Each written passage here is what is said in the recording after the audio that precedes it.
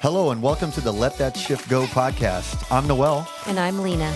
And this is where we talk about the good, the bad, and all the shift in between.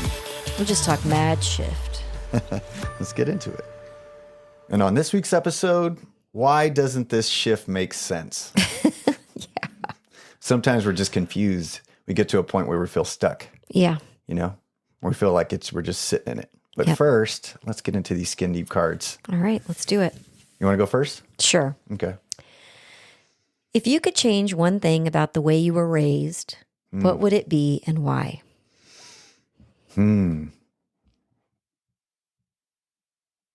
Well. Just one. Yeah, I guess it's safety. Yeah. Like a safe space. Having, at least one safe space in the home.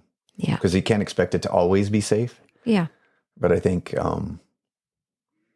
having somebody who could hold space in the house. Yeah. I wish we would have had something like that. Like a place to just rest comfortably no matter what. Yeah, I think it's important. I think that's what I feel is important to me, actually, is just finding that safety within my home. Yeah. Like we talked about laying the swords down, because we need one place when we come home we can just be ourselves. Yeah. So I didn't feel like I felt it was so competitive in the house, and it was so sarcastic, and everything was just, such chaos. You had to be on guard all the time. Have your swords out. Yeah. And the shield. Oh, yeah. All right. And wield it yourself. Okay. My question is, if you could have something of mine, what would it be and why? Well, if I could have something, I would say it's definitely your ability to just fix anything. I love that. Or build something. But I love that if there's something broke, I know I can be like, Noel, how do we do this? And you will just figure it out. I think you do that on your own too. But I try to jerry rig it. It doesn't come as natural. Yeah. Well, I have, in a sense, we were folding clothes the other day, and I have a difficult time folding like long shirts or sweaters and stuff because, Ellen made a comment. She goes, "You're just so like," I don't know, what was her word? It was, "You're just so, I don't know." She used a word just like you just manhandle things. There's no finesse. Yeah. And I do see that as it, so when you say like, I just do things and I jerry rig them, I do kind of feel like I do things and I'm a perfectionist. So I like to get them done. But I can't always, I'm not an artist. I can't do the fine things, but I can get it close enough. But I usually need to collaborate with somebody. And that's what Ralph was for me, was like, I can get us this far and I need somebody else to kind of just like dial that in. Yeah. Yeah. Yeah. So that's one thing I would like to have that you have is you're able to just, I know that if I couldn't figure it out, I'd be like, Noel, how do you do this? So I would, if I didn't know, I would try to find out. Yeah. Yeah. Resourceful. All right. So why doesn't this shift make sense? Yeah. I know some people have noticed that you tend to gravitate towards, what feels familiar, even when it's not necessarily good for you. Yeah, it's repeating like patterns in relationships. And it, this came up as a discussion because I heard this thing that talks about how we will oftentimes choose a comfortable hell over an unknown heaven. And that is so true. We will often choose a comfortable hell over an unfamiliar heaven. And you see this in relationships a lot. I mean, even if you talk to, any number of people, and the person who's like, why do I always end up in this type of job? Or you're in a relationship that just your nervous system is constantly wrecked, right? Or it's an abusive relationship, or a relationship with an addictive partner. And while that might not make sense to you as an adult person who thinks that, well, I should be able to make good decisions and choose good relationships or good situations, is subconsciously will often choose the thing that feels familiar. So it's really having to ask yourself, what is familiar to you? So if you look at a relationship and think like for someone who is in an abusive relationship, what did your relationship look like at home as a child? What did you see and experience, and what were you exposed to as a child? Yeah. Yeah. Where were you revved up to all the time? Like, was there chaos all the time? Were you trying to constantly kind of mitigate, everyone's personality or their anger or whatever, and that can become very familiar. So oftentimes we'll choose a partner who kind of mirrors the relationship we grew up with at home. Unknowing, like subconsciously. Subconsciously. Nobody's going to go, oh, I would love to have a partner who is an addict or who is, just constantly flying off the handle or who's angry. We're not looking for those things, but subconsciously we'll seek out what's familiar. And so if you are used to being in a situation that feels unsafe because that actually is comfortable, it doesn't mean it's joyful. Yeah. It just means it's comfortable. It's familiar. It's what you know. And so we'll oftentimes create situations or pick people or relationships who mimic that. Yeah. And I also feel like we tend to want to feel that same feeling, the not so good feeling. We're like seeking that because even though it's not a good feeling, we're used to it. And it puts us in, like for me, it would put me into a place of like, okay, I got to control the situation. This is how, like you call me for help. Okay. This is what we got to do here. I got to take control because that's what I had to do as a kid. Yeah. Yeah. I see it all the time with talking to people and really if you're watching, if you're in any level of awareness yourself, you start to really see the patterns pretty easily. And a lot of people are just walking around just kind of repeating the same things. On another level, I do believe we come here to learn lessons. And sometimes on a soul level, it's like you're seeking to solve that lesson or to come to the other side of it. And if you didn't, obviously as a child or in the household, it's part of you is like, I want to, kind of be in that situation again and get to the other side of it and fix this person. If I could just fix them, then it'll all be better. Yeah, that's that kind of, I don't know, it seems like a curse sometimes. Yeah. Because, we seek the things that will heal us. Yeah. But they're not necessarily like the medicine. It's not not a salve. It almost hurts us more so that we figure it out. Yeah. I feel like those lessons will show up again and again until you realize what's going on. Yeah. And you sort of graduate. Because our nervous system, and I was dysregulated always when I was a kid. So being in a dysregulated home where I feel dysregulated feels normal. And in parties like, well, I know how to do that. Yeah, because I know how to operate in that. Yes. I feel it's not necessarily safe. No. I'm looking for safety. But that's the thing. You're looking for safety. So then you stay in a state of, I'm looking for safety. Yeah, your nervous system is automatically going to seek out that. Yeah. Yeah. It's not going to be like, oh, I know what it feels like to be safe, so I want to just continue that. It just seems counterintuitive. It seems it's totally counterintuitive. My intuition or, should be choosing somebody who is actually quote unquote safe. Yeah. For me, but we're just drawn to situations or people that resemble what we've known in the past. So even if those patterns are not serving us, it just can lead to a cycle of repeating those relationships and behavior that mirror our early experiences. And that's whether they're positive or negative, right? So it's just bringing an awareness to that.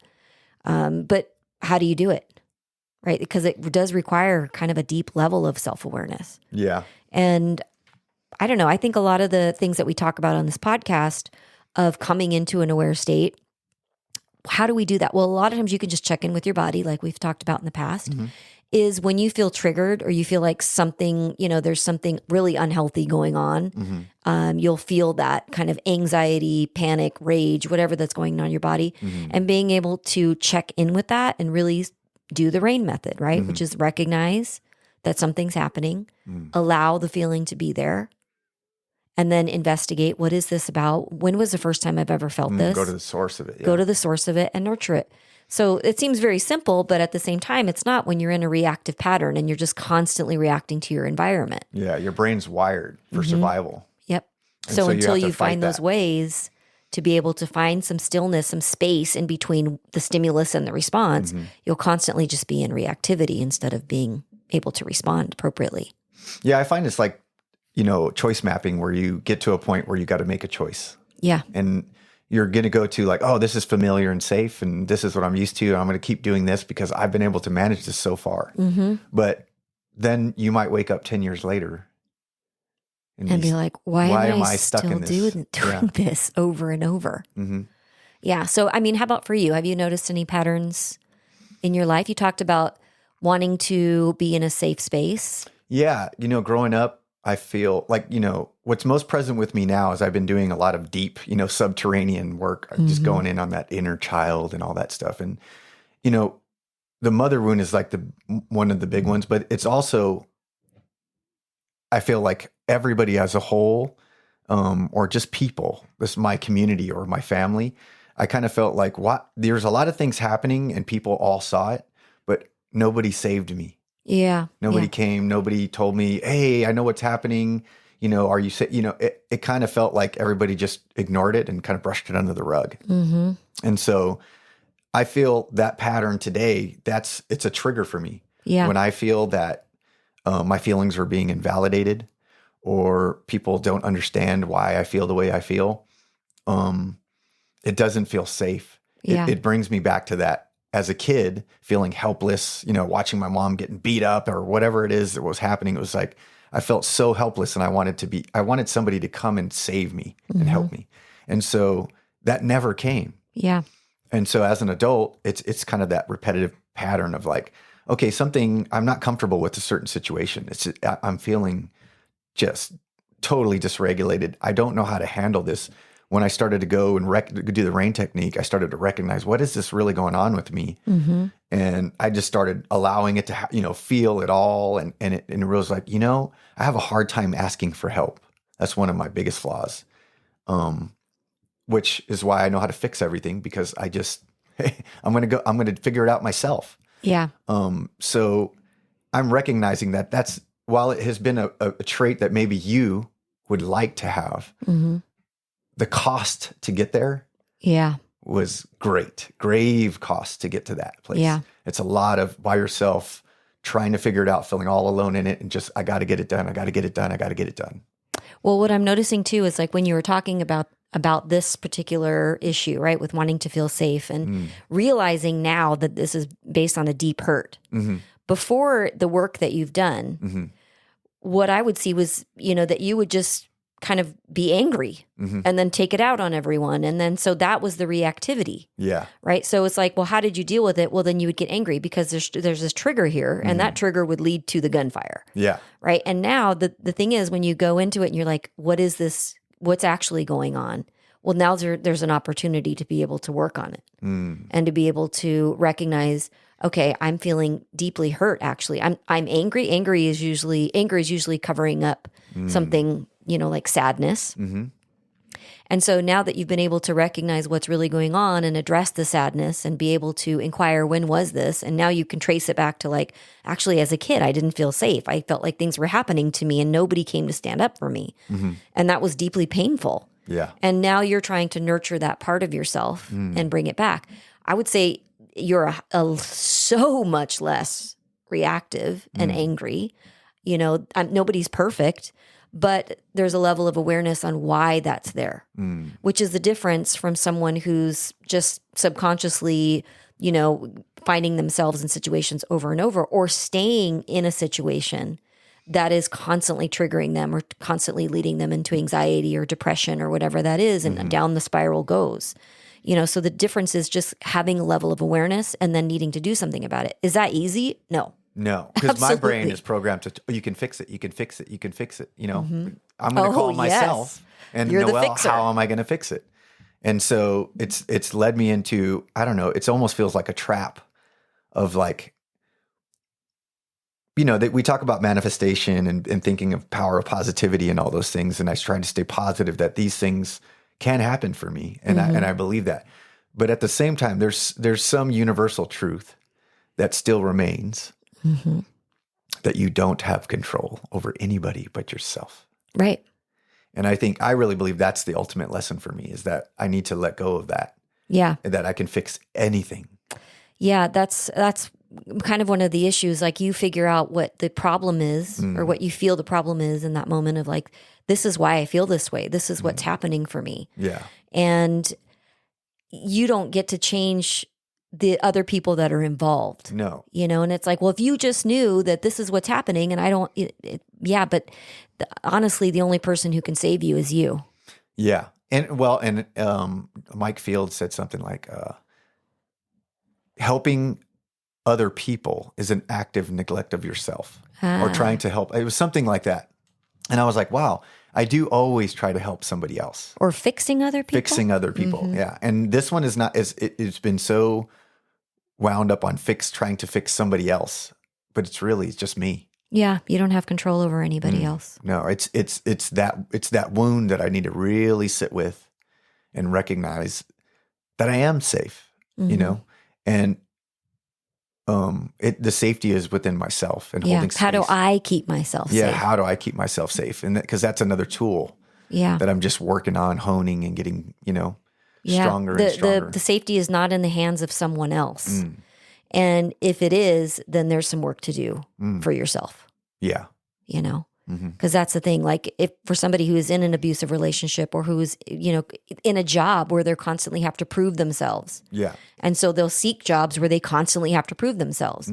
Likely in childhood, that may have been a pattern even with your parents where you had to constantly prove yourself, constantly prove your worth. Yeah. So there's a repeating pattern until you wake up to the fact that actually I'm enough and how I'm doing this is enough. You may not be able to fix your employer and say, hey, quit expecting so much from me. But if you find that you're in sort of an abusive, hostile relationship with your employer, what are your choices? Yeah, people who take advantage of you they have no They're limits. going to just do that. Yeah, they're just going to keep asking until you say no. Yeah. And I've been, in almost every job that I've done, I've stuck around for a long time, reached the height of my position and all that stuff. But I always was in a position where they fully took advantage of my time. And I felt like they didn't respect my time and all that, Yeah. And you said something earlier about earning or trying to, prove your worth. And I found myself a lot doing that, especially like helping other people is trying to prove that I'm worthy of saving. I see myself all the time. I catch myself sometimes if I help another person and if I'm in a time of need and they're not there for me, then I go into a little bit of a funk like, oh, why wasn't that reciprocated? And it's not necessarily about the other person. The other person may not be capable or in a space where they can hold that for me. But I kind of have this expectation, like I'm doing this so that when I need it, whether it be for, emotional wellness or fixing a car, I don't know, that I'm going to get that in return because my whole life I've done things, installed engines and all these for a burrito. Like literally, like, yeah, you come over this weekend, just buy me some lunch and I'll put in a whole car stereo system or whatever I used to do in the back in the days. And I would do it for my friends I wouldn't take money. Yeah. And I realized I had my relationship with money was a little funky too. Yeah. So proving worth and people pleasing is something that I've been recognizing more and more, about myself and the pattern and that I'm stuck in it. Yeah. And getting to a place where you need to make a choice that's not so familiar. And like you said, that choosing that unfamiliar heaven is very scary. Oh, yeah, because you know how to do what you're doing, even if it's painful and it's not healthy. If you've been doing it for a long time, it's like, well, I know how to do this. If you want me to change that, that's like, whoa, that's a completely unknown situation. And I know for me, if I look back on when was I staying in an unhealthy pattern, I would say it's back, before with Armando and I, before we split. There was a very long time that I was not happy, but I became okay with feeling like in some ways I was dominated. I was told what to do. I could submit. I could do this. I could do that. I really didn't have a voice. Just kind of going with the flow. I was just going to, go with the flow. And why was that? For me, it wasn't because I watched my parents do it. For me, it was because I had told myself a story that anything less than perfection on the outside meant failure. And I wasn't willing to fail because I was so hell-bent on not looking like a failure. Because that would mean what I'm not worthy. I totally screwed it up. Wasn't shiny enough. Yeah. Wasn't shiny enough. And so, I stayed sort of unhappy and not willing to speak up because I knew how to do that. It's like I knew that I was not happy, but I did know how to do it. I knew how to stay in it and just shut myself up and, take the pill and go be quiet and sit in the corner. But at some point, that wasn't okay. And the thing for me that made me go, well, you know what? This is a familiar level of hell, like for what I felt. The unknown was really scary. Like, well, how will I do this on my own? How will I speak up for myself? How will I, go to school? How will I push back?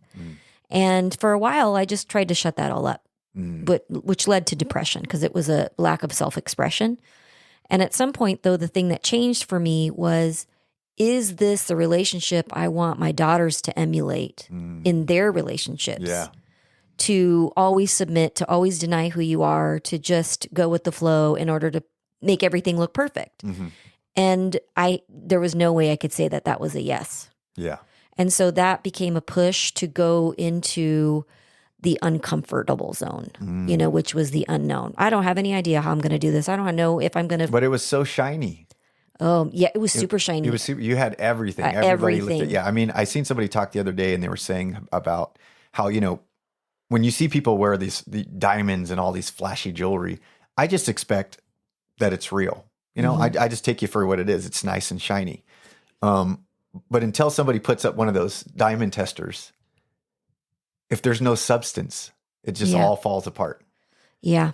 So you can be as shiny as you want on the outside, but if there's no substance behind it, if you're sitting in that, it's a house of cards. Yeah, it's going to fall apart. Yeah, it was a house of cards. I mean, it was a really pretty house, but it was a house of cards. So that was the push for me, and it was scary. But it came at it wasn't about me. It really was about. In some ways, it was about me because I was really depressed, and I thought I can't live like this. So that's like death, you know, on some levels. But also, the push was really I don't want to emulate this for my kids. And so I have to do something different. And that kind of gave me more of the courage to just push through and just do something different. Because I knew even if I fail, I can stand on that, that this is what I was trying to do, was just be me, just be authentically myself. And however the cards fell on that was okay. Yeah. And it ended up being the best thing, ever really, was to go and do that. But definitely there was a draw to stay in that. What was the draw? Hell. What was the motivation? Was it family, the kids? What to stay in it? Was to keep looking shiny. It was to keep up this facade. But it was a cubic zirconia. It was a cubic zirconia. I mean, on the outside, it'd be oh, everything's wonderful. And then at nighttime when I'd go to bed, it was oh my gosh, I'm depressed. And it's I can't keep doing this. My life, this is not sustainable for life. And two, like I said, it just was not something I would want my kids to emulate in relationship, was to deny who they are in order to stay in relationship. That wasn't okay. And you had traced it back to the source of it for you was your own story that you told. Yeah. The source of it for me was trying to maintain a look of perfection, or that I was not a failure. And, that was a story I was sticking to. Our family kind of did that, I think. Yeah. I mean, we did push everything under the rug and just try to make it as shiny as it could be. Yeah. In the hood. Yeah, exactly. We were ghetto fabulous. Well, or we didn't come from much. Yeah. And so you well, if I have all the things, then that means that I've made it and I'm happy. And it's oh, actually, I have all the things and I'm not happy. It came at the expense of me, and there comes a point where that's just, it's not okay. It's not sustainable. And I think a lot of people who get to maybe even some level of success that's built on expectations that weren't even their own, kind of find themselves in that place of yeah, but I know how to do this. I don't know how to do the scary thing, which is to go take a leap. So how did you find the courage to do the scary thing? Because that's the hard part, I think, to get to that part. Yeah. I think at that point I had a very small level of self-awareness, which was this is actually making me sick mentally. And that I knew I couldn't do that. That's really the level of awareness I had. I did not have, this is because I've told everyone that everything's perfect. Yeah. I was not at that level of awareness. Yeah. I really was just at that whole death, diagnosis, divorce, right? That is what made me U-turn. And then awareness came later. And then that's finding compassion and going into yourself and touching in all those stories. Yeah, realizing what are the stories I've been telling myself. One of the repeating patterns that I lived with for a long time was, and unknowingly, was good things fall apart. So actually I had this story in my head that, man, when things are good, it means something's going to fall apart. Yeah. So that was definitely a repeating story in my head. And if something wasn't falling apart, I would make something fall apart. Or I would see like, there it is. See, something's, it's not going well. So I realized for me that was a repeating pattern because I think with, in our family with our mom and dad, I, as a kid, like up until the age of 4, thought, man, this is amazing, right? As much as a 4-year-old can think. Yeah. And then suddenly it just blew to pieces. So that was the thing I was actually trying to avoid, but I actually drew in the relationship that would be like that. Yeah. That, everything looks great and then it's going to fall to pieces. So it was a repeating pattern. Yes. It can be very insidious though. Yeah. So I think the work is really just kind of sitting down and looking at the repeating patterns in your life. Like what's the story you keep telling yourself about whatever situation you're in, whether it's work, whether it's money, whether it's relationship. You got to find compassion and forgiveness for yourself and for others along the way. And right? just bring a level of awareness and courage to look. And, the thing is like sometimes people don't want to look because it means they may have to make a change. But is that change necessary in order for the full expression of you and the health of your family, the health of yourself? Yeah. Don't be afraid to ask for help. Don't be afraid to ask for help. Don't be afraid to look. I think that's also an issue with a lot of people is I don't want to look too hard because what if I find something? And it's like, okay, maybe. Maybe just surround yourself with a positive community, something more aligned with what you're into. Yeah. Or a safe place to just be able to talk, Yeah. Sometimes all you need is an empathetic witness to be able to witness you and allow you to talk and just move through, I don't know. Those are some of the things like just watching people move through patterns over and over again. It feels like it's so obvious, but I realize it's not obvious to everyone.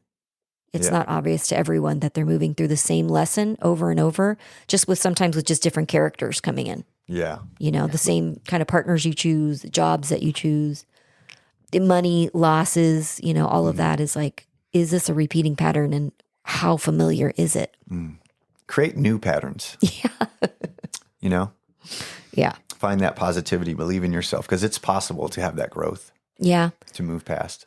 I mean, the things that you end up having to do with, maybe if you're ready to dive in and you start to do some self-reflection and you start to recognize some patterns, like what are the things that you can do, right? What are some of the small steps that you can do? If you find that you're people pleasing all the time because it kept you safe to make everyone else around you happy at your own expense, and you find yourself in this loop over and over again, like, okay, what are some things you can do? One, recognize the pattern.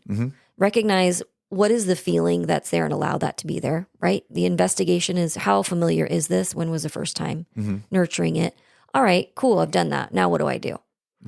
So here's some things you can do. You start setting boundaries. Yeah. You start saying no, and everybody loves the word boundaries now, but simply saying no when you mean no.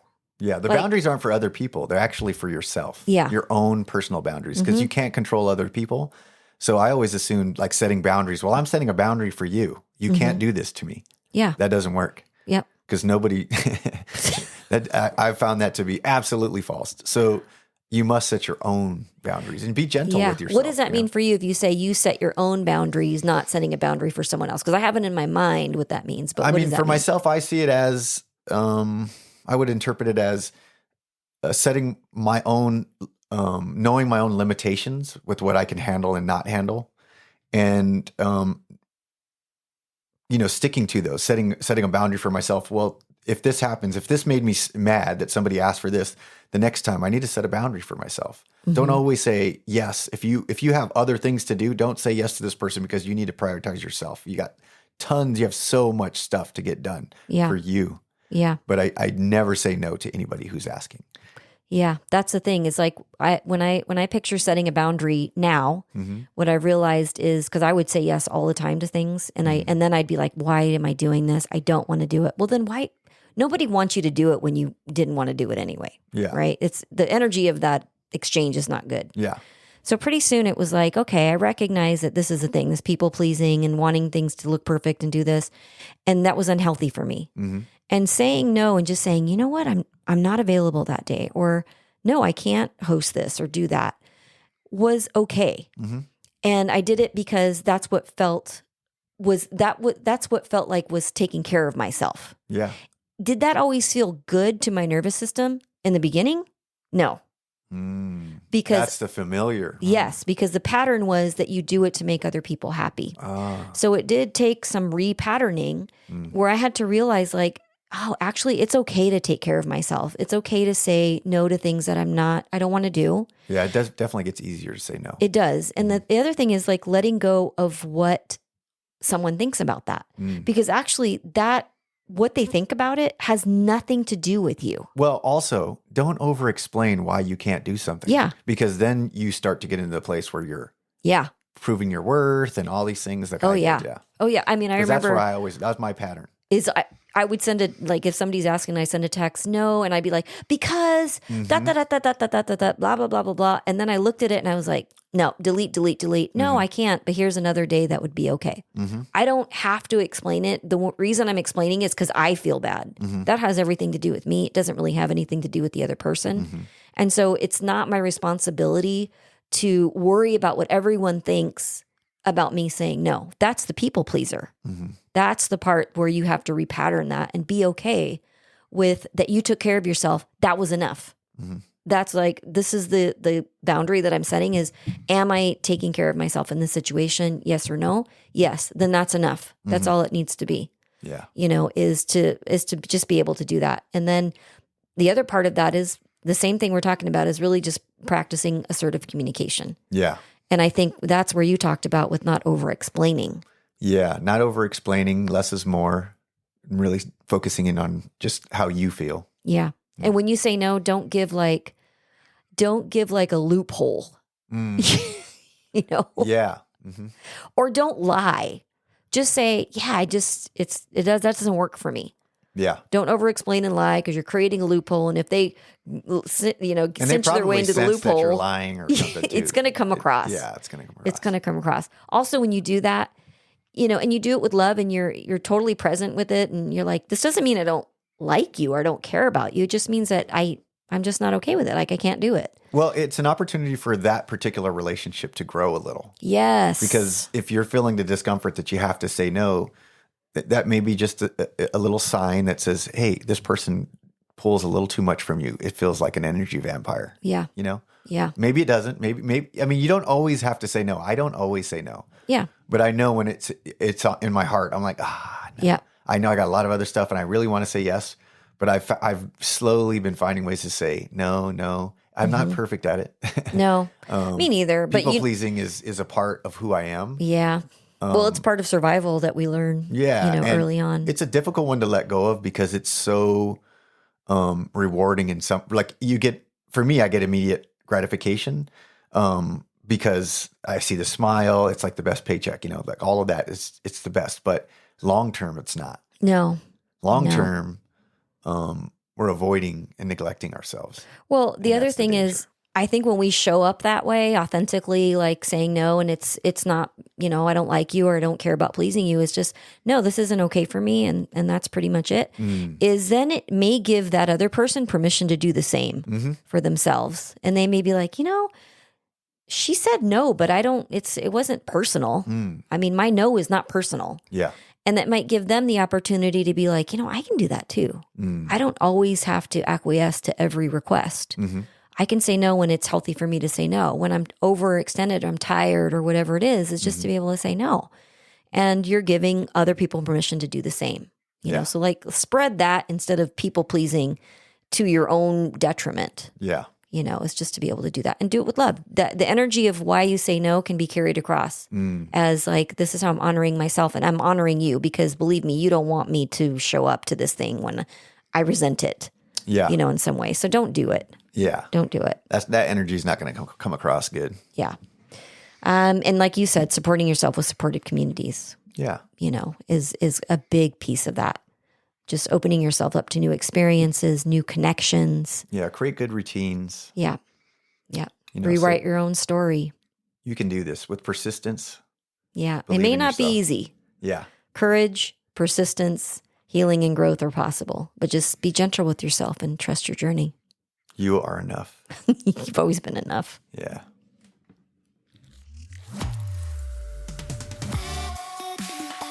All right, that's been another episode of Let That Shift Go podcast. I'm Noel. And I'm Lena. Let us know what your questions are, and we'd love to use them on a future episode. Or check us out on Insta at Let That Shift Go, or visit our website, serenitycovetemecula.com.